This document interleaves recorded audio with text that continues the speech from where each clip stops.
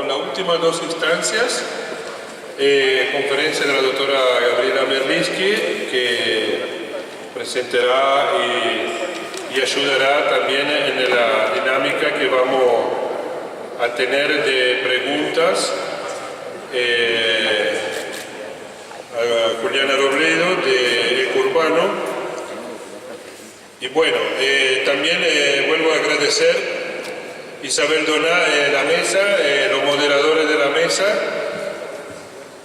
que fue muy prolífico y muy interesante por lo dicho de los que han participado. Agradeciendo a Isabel Donato, Laura Marín, Alejandro Ferrero, Rodolfo Rotondaro, Florencia Michel, Fernando Cacopardo, Juan Pablo Arroyo, Diego Leone, Mirta Soichet, Fernando de la Rosa, Miguel Ángel Pino Quilodrán, Oscar Duarte, Carlo Manesi, Damián Berseñasi, Daniel, Andrea Parisiquel, Horacio Enríquez y Ulises Tomás. Muchas gracias por haber hecho un buen trabajo. Gracias por haber venido, muy prolífico. Bueno, vamos en esta instancia y después vamos a concluir con un cierre de autoridades, vicegobernador, viceintendenta, el decano de la UTN de Paraná y a la red ANTAC y Ecurbano entre los organizadores. Y después del cierre con la autoridad, la misma dinámica para el retorno con un bus que la organización le pone a exposición aquí adelante para hacer regreso a Santa Fe por todos los participantes que están alojados en la ciudad de Santa Fe. Bueno, vamos a dar comienzo y que disfruten. Bueno, me toca el gusto, el honor de presentar a la doctora Gabriela Merlisky. Gabriela, quien nos acompaña, es socióloga, es investigadora del CONICET y coordinadora del Grupo de Estudios Ambientales en el Instituto Gino Germani. Es doctora en Geografía de la Universidad de París y en Ciencias Sociales de la UBA y ha dirigido numerosas investigaciones en el campo de la ecología política y la sociología ambiental. Es autora de cartografías del conflicto ambiental en Argentina, que está editada en la Claxo, y de políticas y derechos y justicia ambiental, el conflicto de Riachuelo del Fondo de Cultura Económica. Nos va a dar una charla sobre defender lo común, la batalla por la justicia ambiental y, como dijo el Tano, es una persona, así que agradecemos mucho su presencia. Antes de pasarle rápido a Gaby, que es el motor, digamos, de esta instancia del encuentro, les quería contar un poco la dinámica, porque Gabriela va a hablar alrededor de 40 minutos y después vamos a tener un espacio para las preguntas. Se nos había ocurrido con Gabriela que ustedes pudieran ir escuchando la charla de Gabriela también a la luz de lo que había salido en las comisiones. Entonces tal vez después podíamos tener una pregunta de cada comisión, un poco vinculando con lo que Gabriela podía dar, independientemente de que también se puedan hacer preguntas aparte, ¿sí? Pero bueno, esa es la propuesta.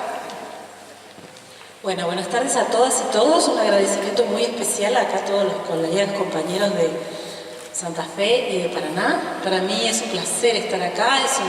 El litoral es una región del país que yo amo, tanto el río Uruguay como el río Paraná. Y me dio mucho placer también recién caminar y ver el Paraná. Placer estar acá. Y bueno, mi charla es en base a experiencias de investigación colaborativa que llevamos adelante hace ya unos 14, 15 años en la Universidad de Buenos Aires. Cuando hablo de defender lo común y de las batallas por la justicia ambiental en Argentina, me refiero a un tipo de conocimiento que está muy atado a las experiencias de los colectivos, de las asambleas ciudadanas ambientales, de los foros, de lo que muchos como ustedes aquí hacen en los territorios para defender el ambiente. Digamos que es una mirada más desde abajo hacia arriba que desde arriba hacia abajo. Y bueno, y hablándoles un poquito de nuestras experiencias, lo que nosotros trabajamos es esta idea de cartografías del conflicto ambiental. Cuando decimos cartografías, no es exactamente que hacemos esos mapas de satelitales o de referencias, sino que es como un modo de relevar eso que está en los conflictos, el modo en que los conflictos ambientales muestran aspectos inatendidos, no discutidos, de lo que implican las visiones dominantes sobre el desarrollo, sobre el ambiente, y también las formas colaborativas en las que se puede producir conocimiento. Hoy en día, cada vez más, sobre todo en las ciencias sociales, discutimos esta idea del científico, la científica, el intelectual, como alguien que viene a dar un mensaje que los otros deberían aprender. Más bien es lo contrario. Insisto, viendo el tema ambiental es donde uno más ve que las grandes reservas de conocimientos están en la propia sociedad, están en los propios actores. Entonces me gustaría empezar con una frase que tiene mucho que ver con la idea de la justicia ambiental, que es de un autor, un ecologista histórico, de los primeros que en los 70 empezó a hablar de la crisis ambiental, que se llama Barry Commoner, que dice que cuando se comprueba la emergencia de cualquier problema ambiental, eso revela una verdad ineludible, que es que hay que buscar sus orígenes en el modo en que la gente interactúa con otros, es decir, las relaciones sociales. Esto implica que la deuda con la naturaleza no se puede pagar por cada individuo individualmente con botellas reciclables o estilos de vida saludables. Lo que está en juego es un tema histórico de los debates sobre la vida en común, que es la justicia, ¿no? Pero, como dice David Harvey, un geógrafo inglés muy famoso en temas de discusión sobre estas cuestiones, él se pregunta, bueno, pero ¿de qué metal es esa moneda antigua de la justicia social vinculada a la justicia ambiental? Y bueno, para pensar eso, yo creo que tenemos que enfrentarnos a desafíos ecopolíticos. O sea, los problemas que aquí se han estado tratando, no digo que todos, pero una buena parte, guardan relación no solo con formas individuales de uso de los recursos o de acceso a los recursos, sino con formas sociales. La manera en que interactuamos con el ambiente guarda relación con el modo en que se establecen las relaciones sociales, los patrones de consumo, las formas de apropiación de los recursos, las formas de distribución de los recursos.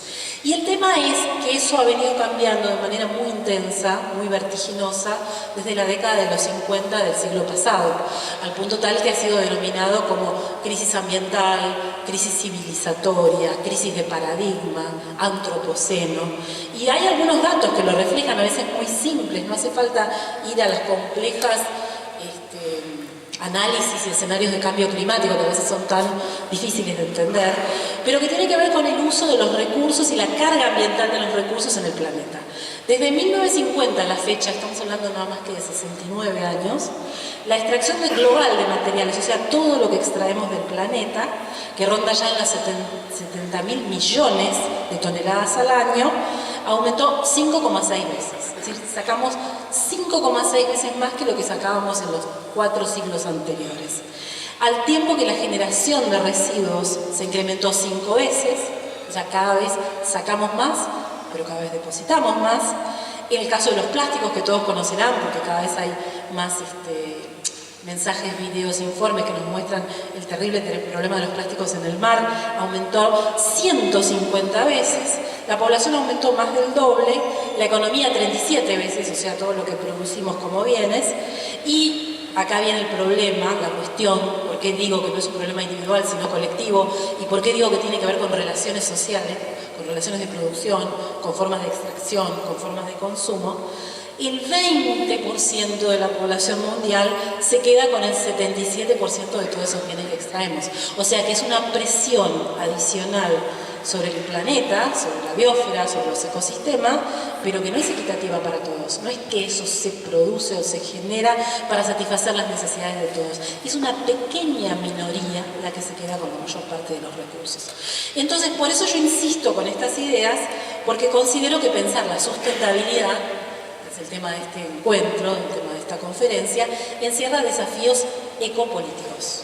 Cuando digo ecopolíticos me refiero a un campo muy emergente de las ciencias sociales, pero también de las ciencias naturales, que se llama ecología política. Yo me inscribo en esos trabajos, que justamente analiza los modos de relacionamiento entre la sociedad y la naturaleza a la luz de los conflictos de apropiación de recursos. Y cuando decimos desafíos ecopolíticos, hay que entender esta idea, la primera más importante. Estamos en un momento en que hay un punto de inflexión. Cuando nos hablan del antropoceno, y este concepto no es de las ciencias sociales, es de los geólogos, nos están diciendo que llegamos a un punto tal en la Tierra que las fuerzas geológicas que la gobiernan ya son humanas. Ya hay una tal irreversibilidad de los procesos que muchas de las cuestiones que pasan con la naturaleza son socialmente inducidas. De eso nos hablan cuando nos hablan del antropoceno. Entonces es muy importante captar ese punto de inflexión. Insisto, son 70 años, pero en términos de la historia del universo, esos 70 años son más dañinos que todo lo que pasó antes. Son consecuencias inevitables. Hay aspectos que son irreversibles, como por ejemplo la pérdida de biodiversidad, el cambio climático, riesgos a escala ampliada como puede ser la biotecnología, los cambios en los alimentos, en los medicamentos, cuestiones respecto de los cuales justamente los colectivos que protestan, que reclaman, que generan conflictos ambientales, hacen interrogantes de largo plazo, porque muchas veces detrás de estos conflictos hay una visión de la ciencia como positiva, como neutra, como que siempre los adelantos tecnológicos van a resolver el problema, cuando en realidad la tecnología per se es una de las causas del problema. Y hay desafíos que trascienden las fronteras, no es solo un problema de aquí de Paraná o de aquí de Argentina. Esos desafíos tienen que ver con problemas históricos que van mucho más allá de ese momento de la década de los 50 y tiene que ver con la persistente colonialidad de la naturaleza latinoamericana, ¿no? Desde 500 años a esta parte, desde la conquista, desde la colonización, las élites dominantes del mundo han pensado a la naturaleza latinoamericana como una caja de recursos, como algo a subalternizar y a incorporar a los regímenes de acumulación vigente. Y antes, como ahora, eso produce grandes daños para la población que habita estas regiones, porque no solo son las riquezas ambientales las que están en juego, también son riquezas demográficas, también es la forma de crecimiento de la población. Fíjense que la conquista significó no solo implantación de especies foráneas, introducción de enfermedades, también fue un experimento étnico, ¿no? La esclavitud, los afrodescendientes. Bueno, eso hoy todavía sigue siendo un elemento clave en esta discusión ecopolítica. Y finalmente, aunque no menos importante, eso nos lleva a hablar de estos problemas de injusticia ambiental. O sea, la forma en que cada uno accede a los recursos del ambiente y soporta las causas, las cargas ambientales, está relacionado con estos fenómenos. En los años 70, los primeros en hablar de justicia ambiental fueron los movimientos afroamericanos en los Estados Unidos, los que peleaban por derechos civiles, que vivían en guetos, pero que además en esos guetos había una superposición implacable entre la distribución de sitios de disposición final de residuos y sobre todo sitios de disposición final de residuos peligrosos. Entonces hay una movida muy grande de cortar con el cuerpo el traslado de los residuos, un caso muy conocido en Nueva York, el de Love Canal, y otro en Warren County, y ahí ellos empezaron a hablar de una palabra que es muy elocuente, muy performativa, muy percutante, que es la idea de racismo ambiental. Ahí había un sociólogo, hay un sociólogo que se llama Robert Bullard, que decía, la raza, la posición respecto de la raza y la clase es el elemento clave para entender la mayor exposición a los peligros ambientales. Y eso hoy en día también se discute en Argentina, en las asambleas ciudadanas ambientales, en las asambleas que luchan contra la minería, en el tema de pueblos fumigados. Ahí hay un problema serio de injusticia ambiental, porque hay un modelo de desarrollo que avanza en base a commodities, en base a monoproducción de soja, pero donde los costos ambientales y sociales los sufren los que no se benefician de ese modelo. Estos temas tienen escasa visibilidad. Dentro de un rato va a venir el vicegobernador y me va a gustar mucho preguntarle sobre qué piensa él sobre estos temas y cuánto los considera. Y me animo a decir, después si quieren hacemos el experimento, que no tienen muy en cuenta estas cuestiones, porque en general en las campañas políticas se discuten las coyunturas inmediatas que llevan al voto, pero no se discuten los temas de largo plazo. ¿Quiénes son los actores que traen estos temas a la escena? Son los actores que luchan en los territorios. Entonces, estos problemas ganan visibilidad en el debate público cada vez que hay un conflicto ambiental. En Argentina eso cambió muchísimo del año 2002-2003 a esta parte. Tuvimos una década tremenda que fue la década de los 90, ramal que para ramal que cierra, ramal que para, ramal que cierra, hay que crecer a cualquier costo, no importan los costos sociales, pero a partir de la crisis sistémica institucional del 2001 eso empezó a cambiar. Y el primer caso que conocemos, que fue desestabilizador para este debate, fue el conflicto por la minería en Esquel. Quizás algunos conozcan la historia, ¿no? Cuando se plantaron frente a una minera de oro, la Meridian Gold, lograron hacer un plebiscito y lograron parar la minería, algo que después se replicó en varias provincias de Argentina. Pero es muy importante retener, nosotros estudiamos eso, por eso lo tengo muy presente, que del 2002 a esta parte, la conflictividad ambiental en Argentina no ha parado de crecer en espiral. No son muchas personas, no es que yo estoy diciendo que hay una politización del ambiente en todos los territorios, en todas las comunidades, pero sí estos conflictos juegan un papel central en dar visibilidad a estos debates de los que yo hablaba antes. Entonces, ¿cómo definimos los conflictos? ¿Qué son los conflictos ambientales? ¿Cómo los estudiamos? Son conflictos territoriales y políticos que generan tensiones en la forma de apropiación y distribución de los recursos en cada comunidad. Muchas veces trascienden las escalas. Ahora vamos a ver que eso pasó con Gualeguaychú, con el conflicto de las pasteras. No es lo más común, pero a veces pasa y es muy interesante cuando pasan el nivel local y logran entrar en el debate nacional, pero es muy característico de los conflictos. Y lo que se pone ahí en entredicho son las relaciones de poder que facilitan el acceso de algunos a los recursos, que imposibilitan que otros accedan, y también los modos en que son gestionados, porque a veces puede pasar, por ejemplo, en el agua, escuché que estuvieron hablando un montón en las comisiones, puede ser que todos tengan acceso al agua en una cuenca. Sin embargo, la distribución es desigual, algunos tienen agua para el consumo humano, otros no la tienen, pero además hay gobiernos de cuenca o leyes del agua o la inexistencia de ellos que hacen que algunos tomen las decisiones sobre dónde poner el agua y cómo usarla a expensas de otros, ¿no? El ejemplo de las inundaciones que dieron antes tiene que ver con eso, con relaciones de poder. Que se construya en áreas inundables no tiene que ver con una fatalidad de la naturaleza, tiene que ver con decisiones muy potentes del mercado inmobiliario que en las ciudades suele tener más peso que los propios actores que tienen que regular, ¿no? Entonces, pensar el poder en los conflictos es muy importante, y también es muy importante entender que en los conflictos, como suelen ser multiterritoriales y multiactorales, uno va a ver una asamblea ambiental y se encuentra con clases medias, con maestros, con profesionales, con afectados, lo que pasa con pueblos indígenas, con campesinos, lo que suele pasar ahí es que hay como una redefinición de lo común, por eso mi título sobre lo común, lo que está en juego. Muchas veces el conflicto arranca por un no, el no a las papeleras, pero al calor del conflicto eso se va reconfigurando, se va redefiniendo. Y eso se redefine no solo en términos ambientales, también aparecen cuestiones sociales, culturales, los sentidos que tiene el centralismo en un país. Recién hablaban de Entre Ríos y Córdoba y miradas distintas de cómo pensar la autonomía provincial. Los sentidos que tiene la lucha de los pueblos originarios, el convenio 169, si en los conflictos está en juego el acceso a la tierra, como es en el caso de los conflictos por deforestación, porque el avance de la soja ha implicado deforestación en la región chaqueña, y eso ha implicado expulsión de población campesina que tiene tenencia precaria de la tierra. Entonces los conflictos también nos hablan de problemas de acceso a la tierra. Entonces para nosotros es clave esas tres cuestiones. La primera, que son conflictos que ponen en discusión el acceso y distribución de los recursos. La segunda, que se pueden desarrollar en distintas escalas, puede ser local, regional. Entender esto le da más visibilidad. Y la tercera, que lo que está en juego se pone en discusión y tiene componentes también culturales, territoriales. Ya hoy en día el ambientalismo no es una cuestión de las especies en extinción o de las ballenas o de cuestiones globales.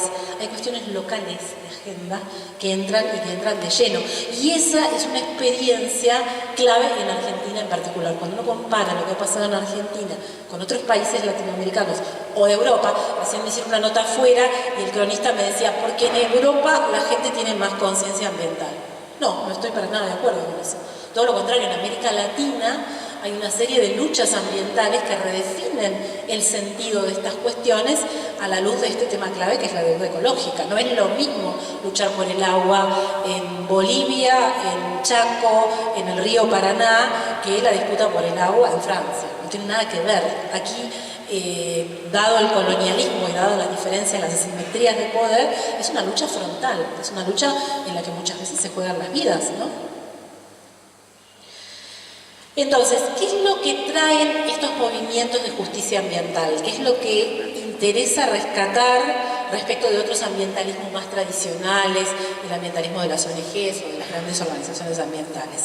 Primero, que lo que traen son demandas muy tangibles.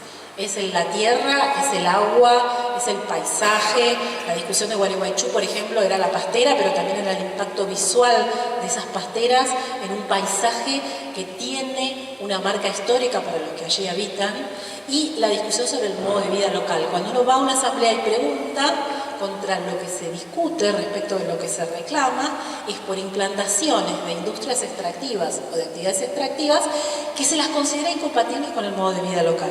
Entonces, primer punto clave de estos movimientos de justicia ambiental es que son reclamos muy tangibles, vinculados a la vida en común.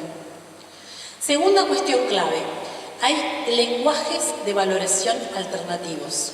Un gran autor de la ecología política, un catalán que se llama Joan Martínez Alier, quizás algunos lo conozcan porque ha venido mucho a Argentina y ha participado mucho con las asambleas, dice algo más o menos así. Él dice, aunque la gente que participa en un conflicto, que reclama, sepa que es mejor recibir algo a cambio que no recibir nada, cuando las empresas vienen con políticas de compensación, contaminador pagador o incluso formas de sobornos a la población para que no proteste, bueno, a veces se acepta. Pero aún así, lo que se sabe es que esa posible compensación no es el valor de lo que está en juego. Lo que hay es una resistencia frontal a los lenguajes de valorización económica.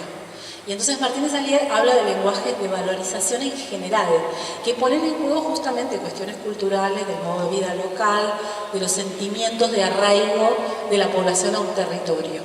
Y entonces él dice, ¿cuánto vale un paisaje por sí mismo pero no traducido a dinero? ¿Cuánto vale la salud humana por sí misma pero no traducida a dinero? ¿Cuánto vale la vida en sí misma y no traducida a dinero? Son preguntas que surgen en los conflictos ambientales en todo el mundo y son justamente formas de valorización alternativas que están en juego en esas disputas de poder. No es la economía, no es el desarrollo, por más que seguimos invirtiendo en mejorar el balance comercial de la balanza de pagos y pasamos en commodity y en intensificar los monocultivos, eso no va a resolver el problema de pensar los territorios como vaciables, ¿no? Tercera cuestión clave, lo que uno ve en todos los casos es articulaciones entre luchas étnicas, de género y de clase. Las mujeres somos las grandes protagonistas de estos conflictos. Las madres del barrio Ituzaingó anexo, las madres en el Riachuelo. Cuando uno va a una asamblea ve que el origen de eso siempre fue un grupo de mujeres que se organizó porque vio en su familia que algo no iba mal con la salud, con el agua, somos las primeras en registrar que hay daños, hay peligros, y somos las primeras también en hacer investigaciones propias. Argentina también es un ejemplo de estudios que la literatura llama epidemiología popular. Madres, familias, grupos que hacen sus propias encuestas en los barrios porque los estudios oficiales no dan respuesta y buscan la manera de encontrar mecanismos de prueba, formas de probar que eso que están sintiendo y experimentando en los cuerpos efectivamente no es una mentira, no es supuesto, no es imaginado, no son locas. Las mujeres muchas veces nos dicen, cuando planteamos estas cosas, que estamos locas, ¿no? Hay también un reclamo por el problema discriminatorio y de violencia simbólica. En el caso de las más pobres, los que viven en villas y asentamientos, casi siempre localizados sobre basurales, sobre terrenos inundables, porque en realidad en las sociedades capitalistas los que no tienen trabajo o tienen un trabajo precario no pueden acceder al mercado del suelo, no pueden pagarlo. Entonces viven en los terrenos sin valor inmobiliario o de bajo valor inmobiliario. Esos terrenos siempre son terrenos inundables, contaminados, sobre basurales. Me animo a preguntar cuántas villas hay en Paraná y cuántas están sobre basurales. Y me imagino que es un porcentaje altísimo. Y ahí hay un problema de discriminación, un problema de reconocimiento, de por qué algunos grupos sociales tienen que vivir en la basura, tienen que vivir de la basura y tienen que estar asociados a la basura. Esa es una cuestión que en la sociología estudiamos como estatus. Hay una antropóloga muy famosa, se llama Mary Douglas, que dice que las cuestiones de pureza y peligro, de dónde se pone lo sucio, lo contaminado, guarda relación con el estatus social. Y en las sociedades tendemos a poner lo sucio, lo que sobra, lo que molesta, junto a los que tienen menos poder para resistirse. Entonces los movimientos de justicia ambiental reclaman por ser tratados con igualdad de derechos, por el reconocimiento a iguales derechos.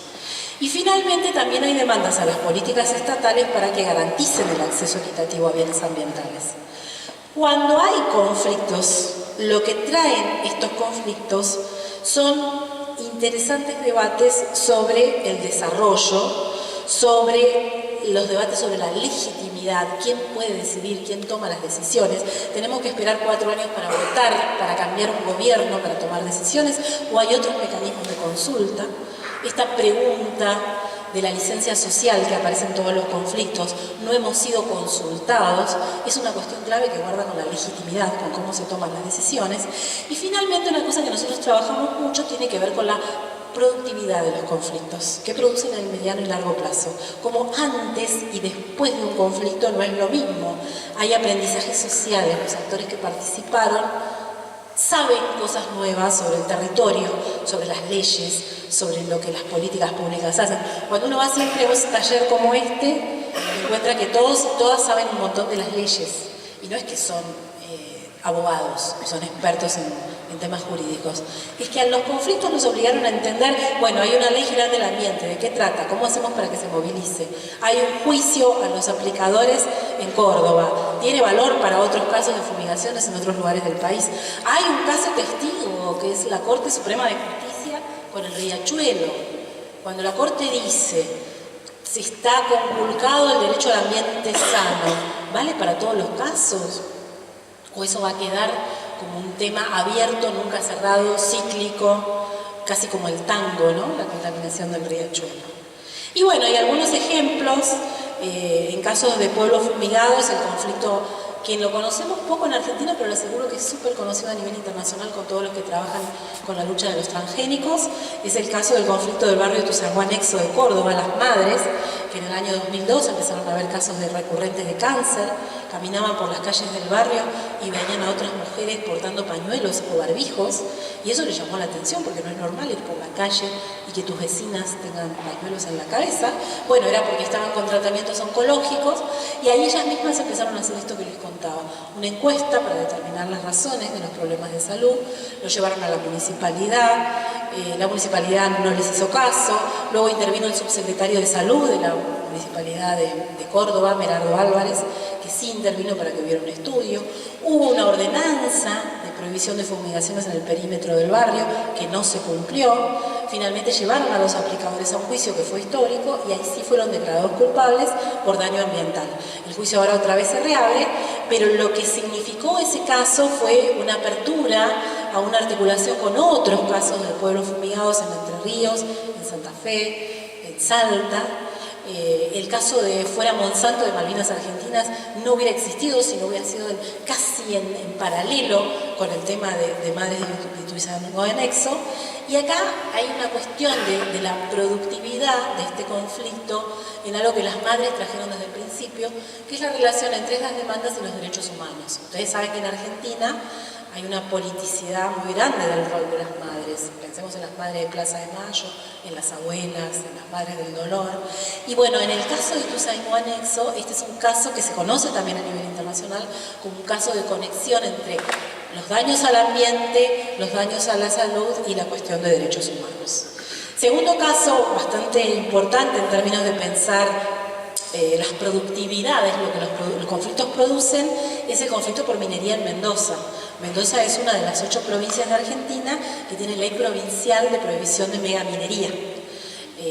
Uno de los primeros casos fue el caso de Esquel, pero en Mendoza, que hay una tradición del agua, del uso del agua a través de canales de riego, y donde incluso las élites dominantes tienen una relación diferente con el agua, hay una movilización muy grande en la región de Uspallata, San Carlos, para parar un proyecto de minería, la minera San Jorge, que era de extracción de oro y cobre, y eso dio lugar a una ley que también es pionera, que es la ley 2277, que es una ley que prohíbe la minería en Mendoza, pero que además promueve formas de ordenamiento ambiental del territorio que han sido muy exitosas para justamente en áreas que serían potenciales de minería, piensen que la zona cordillerana toda es potencial de minería, generar ordenanzas cada vez más activas de áreas de reservas naturales. Estuve hace un mes en Mendoza y es fascinante ver lo que avanzó la protección de reservas naturales en los últimos 10 años por la existencia de esta ley, que por supuesto ya hace 2 años que la quieren tirar abajo, la quieren derogar, ¿no? Tercer conflicto que ustedes conocerán mejor que yo, el conflicto por las plantas de celulosa en el río Uruguay. Yo trabajé mucho este caso porque como fue el que más repercusión tuvo en los medios de comunicación, sobre todo en el año 2004, 2005, y fue uno de los pocos casos que logró pasar todas las fronteras. Piensen que empezó siendo un caso local de una población que se resistió a la posible implantación de las pasteras, justamente planteando esto, la afectación al modo de vida local.